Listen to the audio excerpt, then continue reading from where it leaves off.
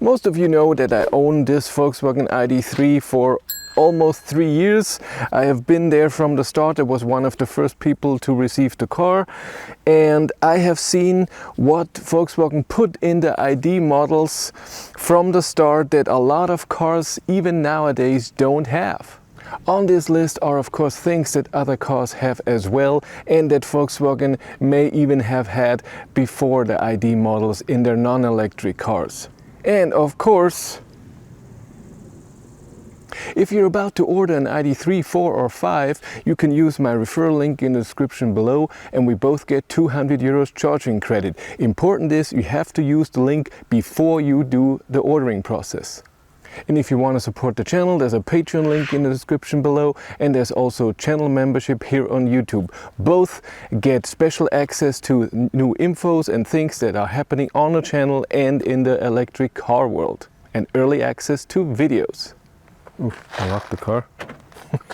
I did.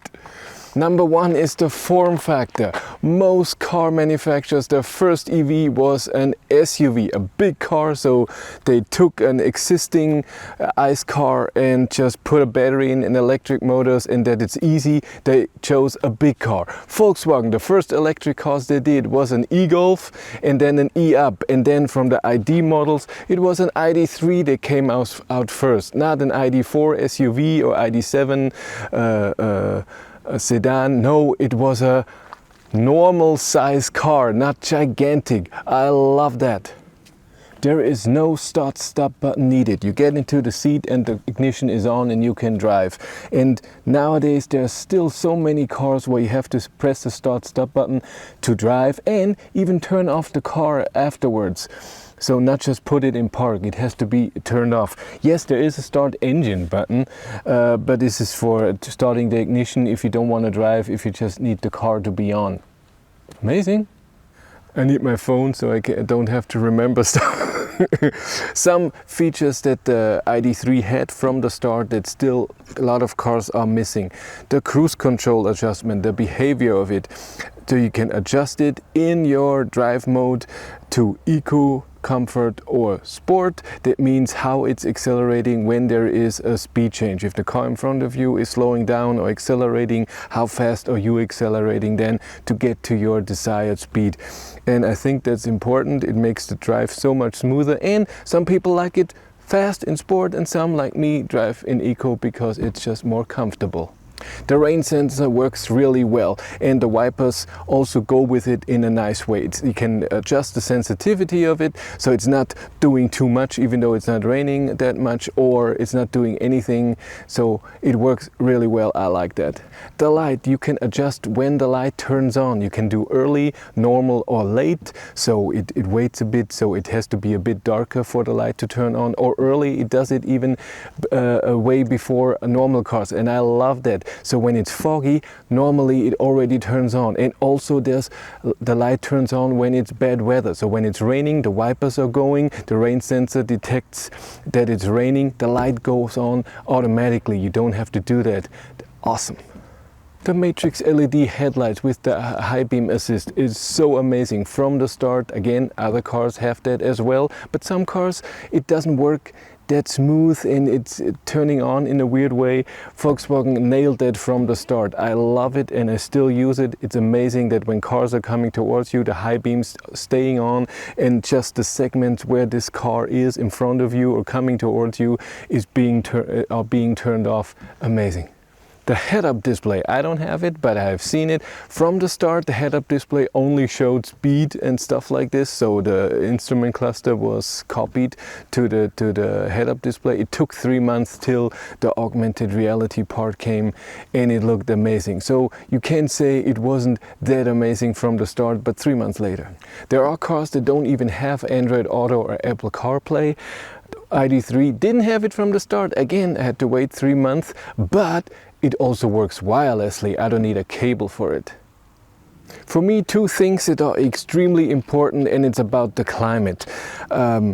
When you want the climate to stay on when you get out of the car, you don't have to press anything on your app or, I don't know, start the climate when you get out of it or something. No, you unbuckle, press park, and then there's the goodbye window, and you can just say keep climate on, and for 30 minutes the climate will stay on as it is in auto.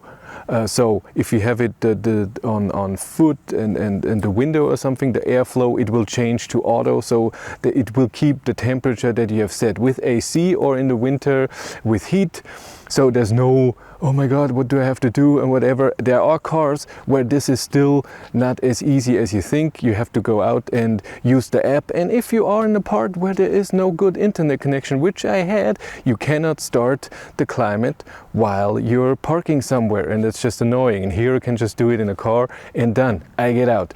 And the second thing, and I can't believe this still exists in some electric cars, I can use scheduled preheating or pre-cooling when it's not plugged in. Was from the start that way. There are still cars out there where if you cannot use scheduled preconditioning when it's not plugged in. I don't get it, but it still exists. And now we get to the last point, which is the Facebook group that Volkswagen started around the ID.3 in the beginning, and now it's for all ID models, and everyone can join. I don't know how many people are there now, 18,000 or something. I put the number here, I don't know. I was a member from the start, and you should be in the group. Yes, it's Facebook, but it was easier to have no language barrier and have most of the people in one spot, and I think it works really good. And this is the thing, how many manufacturers have a Facebook group where something doesn't work or people don't like something, can just put it there, and then Volkswagen is reacting to it. Yes, of course, it's not done in 2 minutes when you post, hey, something doesn't work in my car. It's not like they say, oh, it's this, unless it's something that everybody knows. But even other people in the community can help you and say, hey, which works in other forums or communities of other car manufacturers. Yes, but the manufacturer is in there as well. So if there is a problem, they can tell it to their engineers. The engineers look at it and say, oh, it's true, we have to fix that. And then, I don't know, maybe there's an update, or it doesn't have to be on the car, it can be on the back end of the server or something. They notice there's a mistake, and how do they notice it? From the group, and then it's fixed within a few days. And we had that 2 weeks ago or so. Some people said the odometer was not the same on their app that it was in the car. Volkswagen noticed the problem, there is something, and then they fixed it in a week or so, because it had to be looked at. What is this? Is this a common thing? Is it just happening on one car or whatever? They noticed, and then they fixed it, and that's awesome. And the other thing is, they have a few surveys in there, so they can look at what ID drivers like to have, and then they change it maybe for the next generation. ID.3 facelift, a lot of changes that have been done in there was because of people saying, hey, I would like this or that and whatever. Of course, they don't implement everything. There's always a price thing. So if people say, I want all-wheel drive and 600 horsepower and the biggest battery in the world for 2,000 euros, it doesn't work. But again, they try to make the car more appealing, and they learn it from the people that are driving, and they're in direct connection to the ID drivers, and I think that's awesome. And in both ways, in negativity, so if there's something negative with the car, so they can fix it, and positive, if they get feedback, hey, this is awesome, this is great, and then they think, yeah, we did something good, let's improve on that. I find that amazing.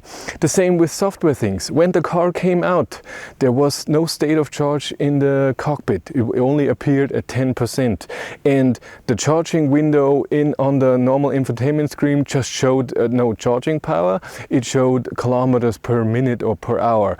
Then people complained, and then with 3.0 both are now implemented, and that's happening all the time. The same with battery preheating that will come with software 4.0 in the ID.7, and then soon in ID.4, 5, and then 3 with the new screen. The same with, they decided in the beginning that the buttons underneath the screens are not illuminated. There was a reason for it, because they're infrared sensors, so the gesture control works. And then they noticed with the people complaining, okay, they don't need the gesture control, they want the things illuminated. So the new version of the screen will have illuminated buttons, and the gesture control is gone.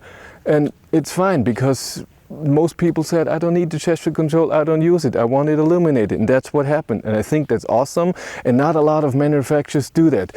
Of course, in the group People that are happy with their car rarely post something. So I never post, hey, I drove today, it was awesome, it charged amazing, it was so comfortable, because I do that once, I don't do it every week. But if someone has a problem, of course they post it, and then someone else posts if they have a problem, and then what tends to happen is a lot of posts with people that are having a problem, and then with people waiting for software updates is the same. They see, okay, there's a post, software update should be coming soon, so they get a bit impatient, and when's my software update coming? And then some people post, I got the update, why do I don't have the update?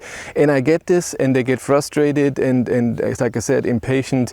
But with other manufacturers, they just hear a press thing that at some point there should be an update, and they don't even know when the over-the-air update should be coming, or when they're invited to the dealer. They get informed by the dealer, not by a Facebook group or by the manufacturer themselves. Of course, there's Tesla who does updates every 2 minutes and it works in 5 minutes and it's all fine. Again, I'm not saying that other manufacturers don't make it better or as good, but to have a Facebook group where people are all talking together with the manufacturer and change things, I think that's awesome. But that's it for me. Thank you very much for watching. Have a great day and take care. Bye.